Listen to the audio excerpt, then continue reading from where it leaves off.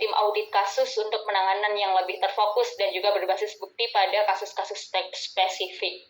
Sementara terkait dengan program sendiri, ada 4 program yang secara eksplisit kemudian bagaimana pemerintah Kota Bandung ini berupaya untuk menangani stunting. Mulai dari program e-penting atau pendataan stunting secara digital, kemudian ada namanya Buruan Sae, ini program ketahanan pangan keluarga seperti urban farming, kemudian ada Bandung Tanginas atau Bandung Tanggap Stunting dengan pangan aman dan sehat, dan juga DASAT atau Dapur Sehat Anti Stunting.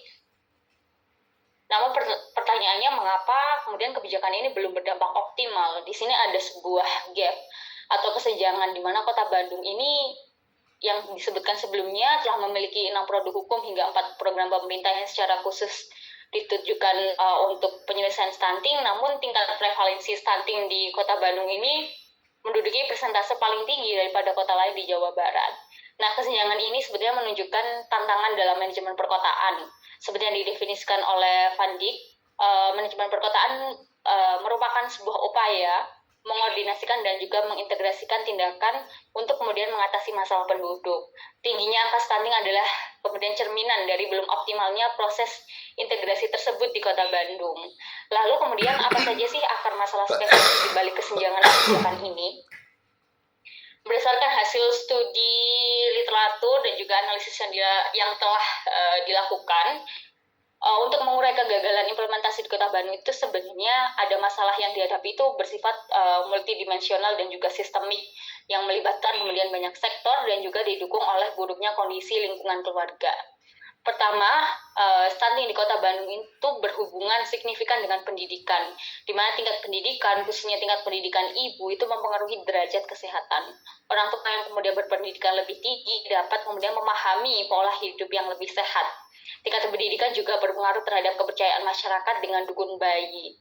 Sayangnya di Kota Bandung juga hasil dari penelitian Litbang Kompas ini masih ada sekitar 1,26% warga di Kota Bandung itu yang masih menggunakan dukun bayi atau paraji, yang dimana ketika masyarakat menggunakan dukun bayi ini tentu terjadi sebuah kondisi untuk pengabaian kondisi-kondisi medis dari proses kehamilan hingga kelahiran bayi itu sendiri. Kemudian yang kedua, meskipun Kota Bandung telah aktif dalam aksi konservasi sejak tahun 2020, pelaksanaannya itu diakui masih kurang maksimal. Seperti yang dilakukan oleh penelitian oleh Mahmudi tahun 2025, adanya dukungan dari berbagai pihak itu belum diiringi dengan kolaborasi dan sinergi multisektoral yang terfokus khususnya dengan sektor-sektor swasta. Ketiga adalah faktor lingkungan seperti sanitasi yang buruk dan juga air minum yang tidak layak itu menjadi kontributor utama terhadap status gizi anak. Salah satu masalah sanitasi yang menonjol yang mungkin tadi juga sudah sempat dibahas adalah status ODF atau bebas buang air besar itu yang sembarangan, itu yang belum tercapai. Kemudian penelitian dari ARDA itu juga mengungkapkan bahwa status stunting di Kota Bandung itu disebabkan karena rendahnya ekonomi keluarga, sehingga gakin atau keluarga miskin itu tidak dapat memenuhi kebutuhan gizi keluarga. Nah, keluarga dengan sosial ekonomi yang termasuk gakin itu berpeluang 2,6 kali lebih besar balitanya mengalami stunting. Terakhir, dari penelitian Swandono tahun 2023 itu menunjukkan bahwa hambatan utama stunting di Kota Bandung ini adalah kurangnya pengawasan dan bimbingan dari perangkat daerah tingkat atas terhadap pelaksanaan program di tingkat bawah. Kurangnya integrasi antar program juga menjadi kelemahan dalam penanganan stunting, di mana ada satu case bahwa pembahasan anggaran untuk stunting itu lebih banyak dilakukan untuk pembahasan pembangunan infrastruktur daripada untuk intervensi kesehatan untuk penanganan stunting. Kemudian dari adanya paradoks dan juga permasalahan stunting ini menunjukkan adanya kegagalan fungsi manajemen perkotaan dalam studi kasus stunting ini. Pertama, terkait dengan pemerintah yang sehat yang kemudian disebutkan oleh McGill tahun 98 yang menyebutkan terkait dengan manajemen perkotaan, di mana dalam hal ini berarti adanya ketidakmampuan mengatasi akar masalah sosioekonomi, kemiskinan pendidikan, yang kemudian menunjukkan bahwa kesehatan organisasi pemerintah dalam menyediakan layanan sosial yang efektif itu masih bermasalah. Kemudian kedua, terkait dengan fungsi koordinasi dan integrasi, di mana lemahnya kolaborasi antar dinas dan pihak swasta ini menunjukkan fungsi koordinasi itu yang belum berjalan. Secara spesifik dalam koordinasi dengan organisasi tingkat akar rumput juga belum maksimal. Penelitian Suwardono itu juga menunjukkan bahwa Posyandu sebagai unit kesehatan berbasis masyarakat itu belum memiliki sarana dan prasarana yang memadai, sehingga pencatatan dan pengukuran itu belum seragam atau sesuai dengan standar dan beresiko pada angka balita stunting. Kemudian yang ketiga terkait dengan pengertian manajemen perkotaan dari UNDP terkait dengan kesejahteraan warga kota, di mana angka stunting 22,8% dan adanya 3.000 sekian balita yang terdampak itu menunjukkan adanya bukti kuantitatif bahwa fungsi penyediaan layanan sosial yang efektif itu belum tercapai. Hal ini kemudian secara langsung mengancam keberlanjutan kualitas sumber daya manusia dan juga keadilan sosial di Kota Bandung. Kegagalan penanganan stunting di Kota Bandung ini merupakan kegagalan sistemik dan juga menjalankan fungsi dasar manajemen perkotaan. Namun, Kota Bandung ini tidak tanpa modal. Kota Bandung itu memiliki potensi besar, yaitu komitmen politik pimpinan yang kuat, itu dapat dilihat dari evolusi kebijakannya, kemudian adanya inovasi program lokal yang sudah berjalan, dan juga struktur komunitas yang sebenarnya sudah ada hingga akar rumput. Lalu kemudian apa yang kemudian rekomendasi yang bisa diberikan? Saya membaginya menjadi 3. Harus ada yang dilakukan adalah integrasi, orkestrasi, dan juga pengawasan. Pertama, integrasi karena masalah utama yang terjadi berdasarkan studi literatur yang dilakukan adalah masalah fragmentasi dan juga masih ada silo dari lembaga. Juga akhirnya kemudian rekomendasinya adalah memastikan bahwa semua program itu tidak berjalan sendiri-sendiri, melainkan menyasar secara terpadu keluarga beresiko stunting yang sama atau by name dan by address. Kemudian yang kedua adalah mengordinasikan jadwal dan intervensi dari berbagai pihak di lapangan, termasuk puskesmas, kader, kelurahan, CSR, swasta, dan juga akademisi. Kemudian yang ketiga adalah masalah pengawasan yang juga menjadi sumber permasalahan penanganan stunting. Oleh karena itu diperlukan supervisi dan juga memberikan bimbingan kepada para pelaksana di tingkat kelurahan dan posyandu. Nah, rekomendasi ini itu menjawab akar masalah lemahnya koordinasi, integrasi, dan juga pengawasan di tingkat implementasi. Ini menjadi sebuah upaya untuk memperbaiki kapasitas operasional pemerintah Kota Bandung dalam penanganan stunting. Nah, rekomendasi khusus untuk aksi pemerintah kota dapat menerbitkan peraturan wali kota yang kemudian mampu untuk melembagakan tim konvergensi kecamatan dan memberikan kemudian fleksibilitas alokasi anggaran program inovasi pembangunan dan pemberdayaan kewilayahan untuk program intervensi non-fisik. Hal ini juga merujuk kondisi bahwa rembuk stunting di tingkat kelurahan itu seringkali hanya berfokus pada pembangunan infrastruktur, bukan pada pembangunan kesehatan. Kemudian mengintegrasikan data penting dengan data kemiskinan dan juga sanitasi yang kemudian untuk menciptakan peta resiko stunting yang dinamis kemudian bisa diakses secara mudah. Next, kemudian terakhir adalah membangun ekosistem kolaboratif mulai dari komunitas dan akademisi dan juga sektor swasta. Terkait dengan komunitas dan akademisi sendiri bisa dengan melakukan peningkatan kapasitas, dengan melakukan pelatihan bagi kader dan posyandu dengan materi yang diperluas. Kemudian tidak hanya gizi tapi juga cara mendeteksi masalah sosioekonomi dan sanitasi keluarga. Kemudian ada kemitraan riset dengan menciptakan forum rutin antara tim penulis stunting dengan akademisi, kemudian untuk memastikan temuan-temuan penelitian itu dapat langsung diaplikasikan di lapangan. Karena seringkali problem yang terjadi itu penelitian itu hanya sebatas penelitian yang kemudian tidak dikomunikasikan ke akar rumput, sehingga rekomendasinya itu hanya tertulis di atas kertas tanpa diimplementasikan lebih jauh. Kemudian untuk sektor swasta sendiri menciptakan mekanisme formal bagi perusahaan untuk menyalurkan dana CSR.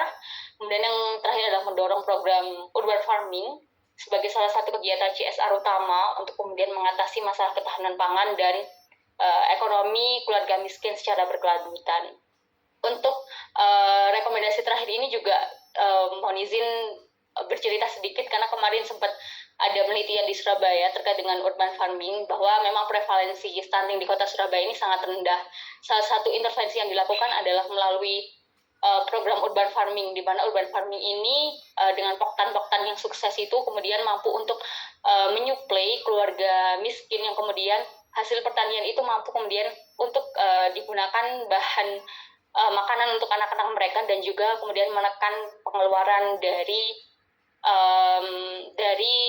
keluarga miskin itu sendiri. Sementara di Bandung meskipun ada program urban farming bernama Buruan Sae, tapi sampai sekarang itu masih belum semaksimal program urban farming yang diadakan di Surabaya, dan itu mungkin menjadi salah satu best practice yang bisa diterapkan di program penurunan stunting. Sekian presentasi dari saya, mohon masukan dari teman-teman semua. Terima kasih, selamat malam.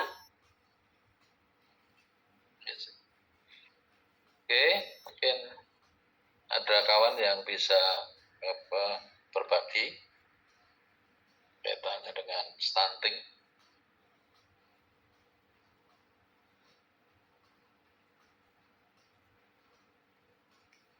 Izin Pak Bin.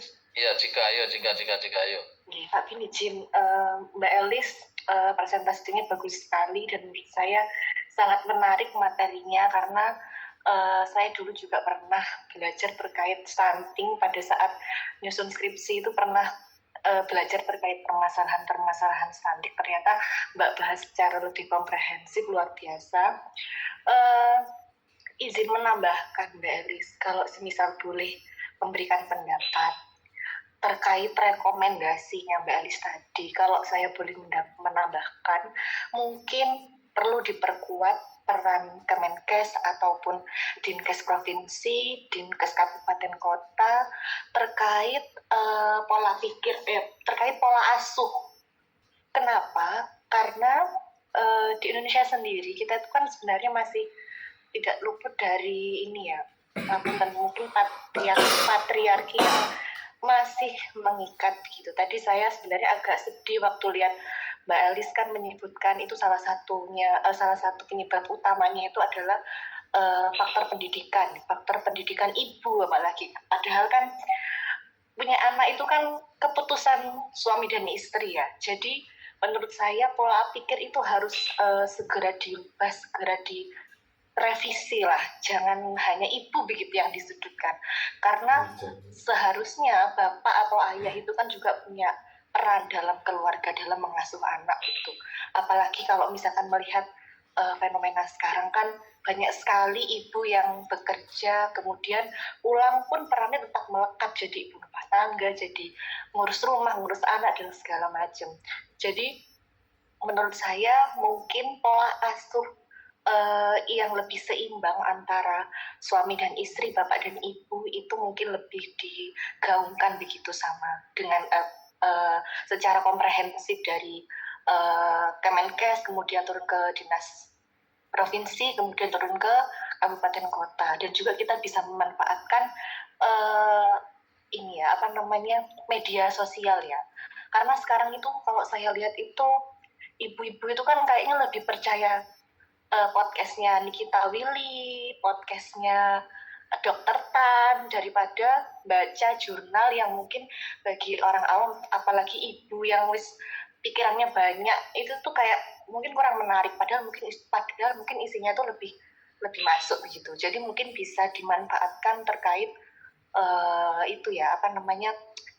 kerjasama yang lebih erat lagi dari Kemenkes, kemudian turun ke instansi-instansi di bawahnya dengan menggunakan platform media sosial, supaya di Indonesia ini lebih seimbang peran ayah dan ibu. Dan juga mengingat, barusan saya baca ada satu kasus, ternyata di Korea itu yang dulunya di tahun 60-70-an itu mereka juga rata-rata tinggi badan anak-anaknya itu masih di bawah 160.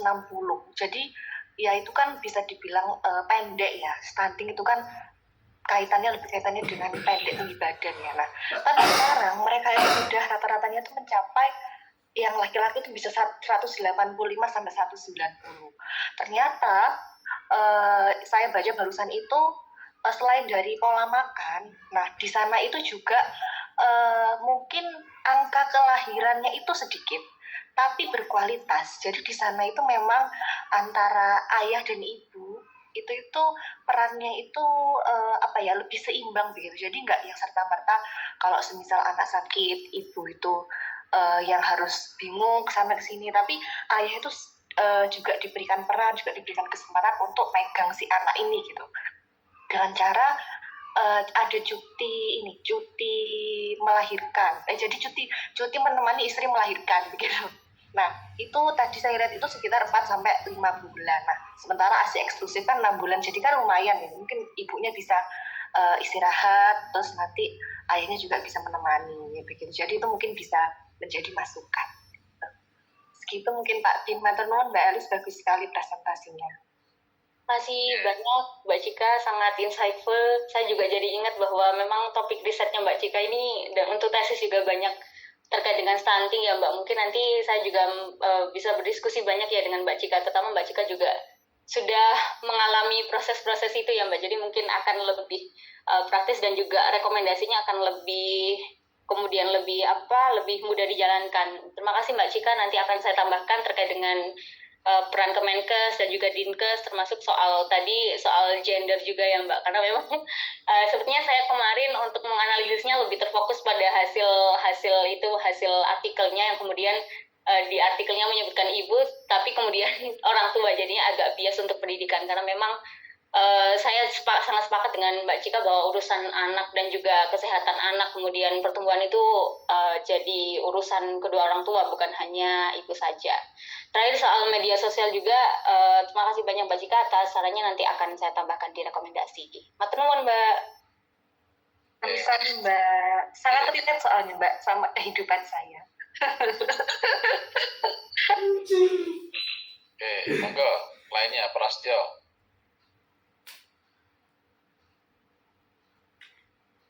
Oke, terima kasih Pak Bin. Mbak Elis sangat komplit sekali presentasinya. Tadi saya lihat di rekomendasi juga ada alternatif solusi ya, selain untuk intervensi spesifik juga ada intervensi yang sifatnya sensitif, yang mana yang terakhir ini kadang sering dilupakan oleh pemerintah.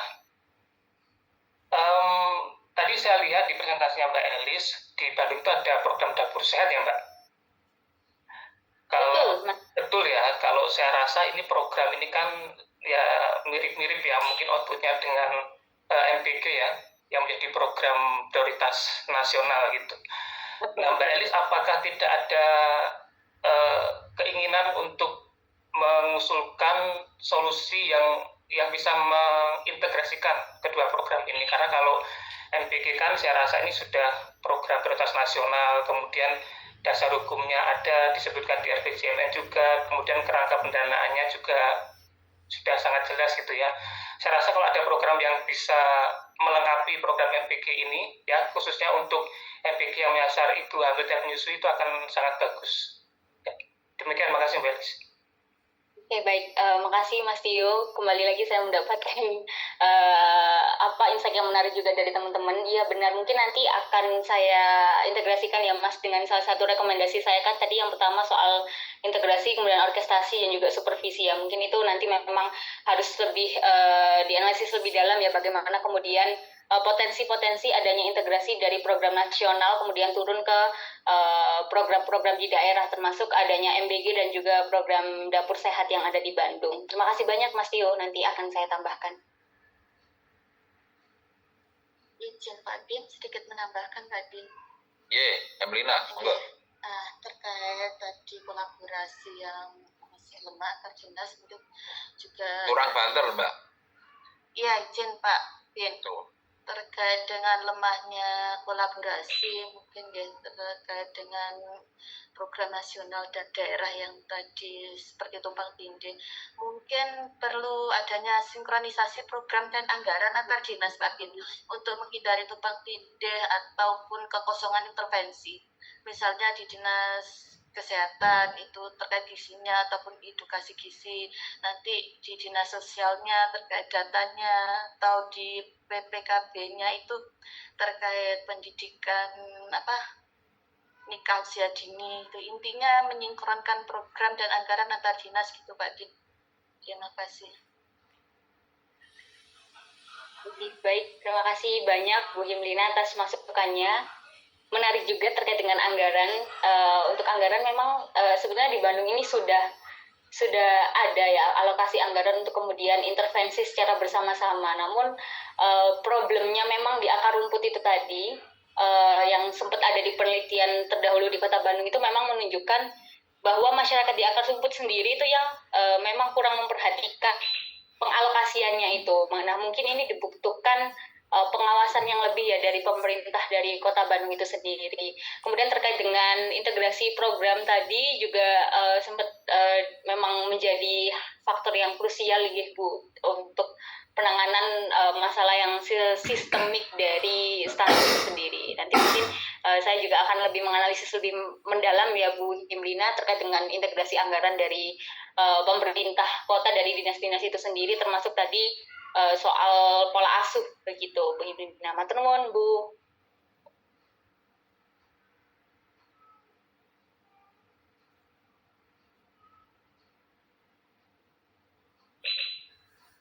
Ini Patricia ada nggak ya? Ada Pak. Iya, monggo coba. Selamat malam Mbak Elis. Presentasinya lengkap sekali Mbak.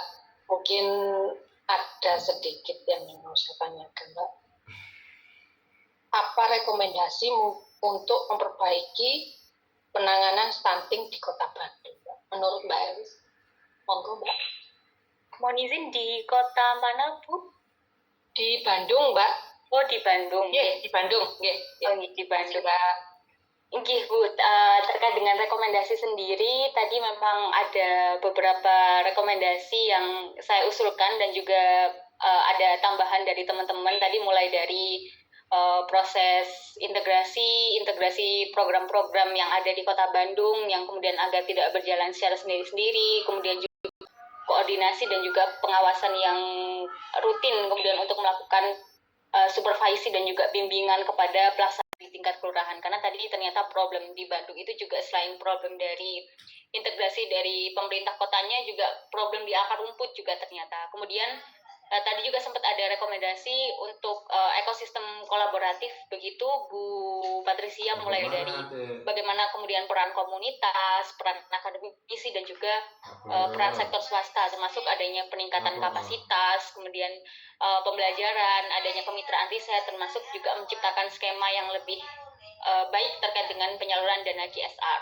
Dan juga terakhir tadi sempat menyebutkan soal mendorong program urban farming sebagai ketahanan pangan keluarga di wilayah perkotaan.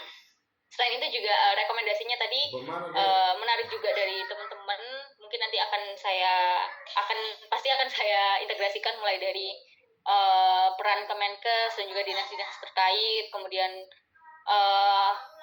perspektif perubahan gender ya terkait dengan pendidikan yang tidak hanya ibu aja tapi juga kepada ayah, dan juga penggunaan media sosial untuk kemudian memberikan edukasi kepada masyarakat terkait dengan penanganan stunting. Termasuk tadi juga ada rekomendasi yang menarik terkait dengan integrasi program pusat dan juga program daerah, di mana di Bandung ada Dasat dan juga di pusat ada MBG.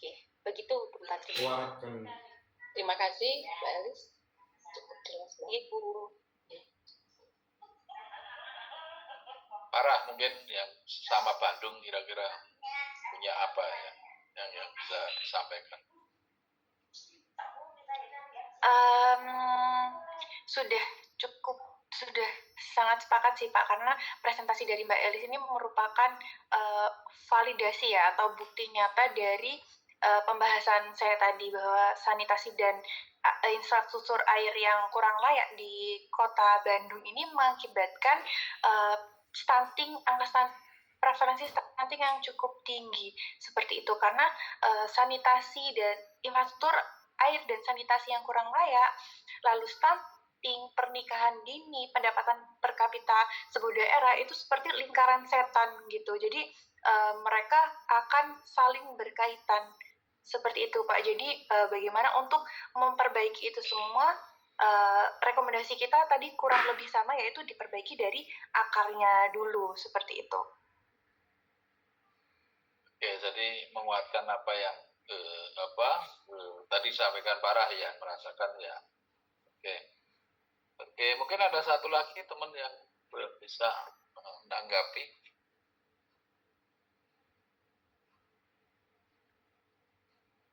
Ya, mungkin kalau tidak ada yang bertanya, mungkin untuk sementara ya sampai di sini dulu ya. Minggu depan kita bicarakan sebagian presentasi juga bisa, sama kaitannya dengan tadi saya akan buatkan template ya untuk apa ini? Policy brief ya. Policy brief. Ya, jadi teman-teman saya minta ini dibuatkan jadi dari diskusi itu nanti coba diformulasikan di dalam policy brief ya, karena ada beberapa yang masih perlu, misalnya tadi Bu Etik mungkin perlu data-data kan gitu ya, data-data tentang kasus di mana kan gitu, apakah itu nasional atau daerah harus ada datanya ya, smart city-nya di mana misalnya berbicara itu, apakah di Surabaya atau kasusnya di Banyuwangi, atau sehingga data yang bisa ditampilkan kan biasanya policy brief kan harus ada grafik ya. Nah ini yang pertanyaan saja, juga teman-teman sudah menyiapkan grafik enggak kan gitu, kalau belum ya memang harus dicari karena itu paling mudah untuk menjelaskan. Oke, gitu saja ya kawan-kawan sekalian untuk sementara ini. Saya tutup ya. Wassalamualaikum warahmatullahi wabarakatuh. Waalaikumsalam Terima kasih Pak Bi. Terima kasih Pak Prof.